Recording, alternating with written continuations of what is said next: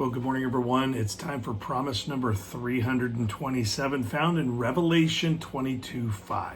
Revelation 22:5, promise number 327. And I do have to make mention of this. It's really important that I forgot yesterday to wear my Dodgers hat in celebration of them going to the World Series. So I'm wearing it today, and I hope that it sets well with you, everyone that's watching this video.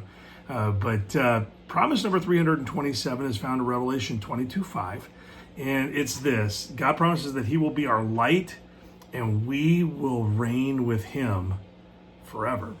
Now that's interesting, because I think in many ways we've been sold a myth about what will happen when the world we live on is gone. The judgment has been carried out, and believers enter into their eternal existence. It's the idea that we will float on clouds or become an angel and just simply strum a little harp, a little mini harp, floating on clouds and do nothing. Now, for the extreme couch potato, that might have a certain appeal to it, but living forever with God and doing nothing just doesn't seem like an eternity that even the laziest person would really enjoy. And the Bible has a lot more information about heaven that we can draw from, that we can draw conclusions from, that we'll be doing something.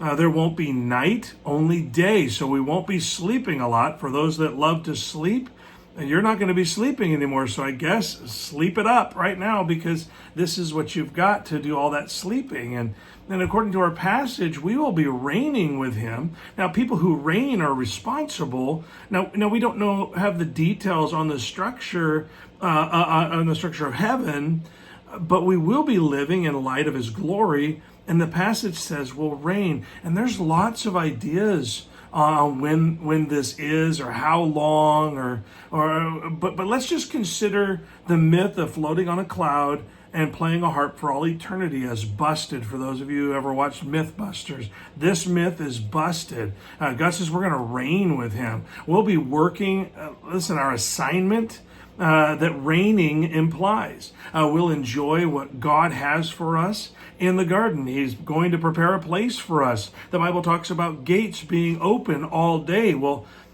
that indicates some coming and going. He says there's going to be a new heaven and a new earth. So what's the earth for? Who will be there? What will they be doing?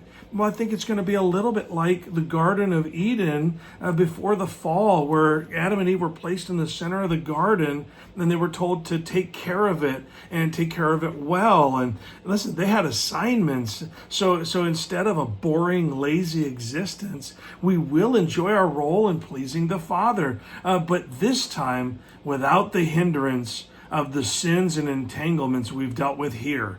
Heaven, eternity, is a beautiful thing to look forward to.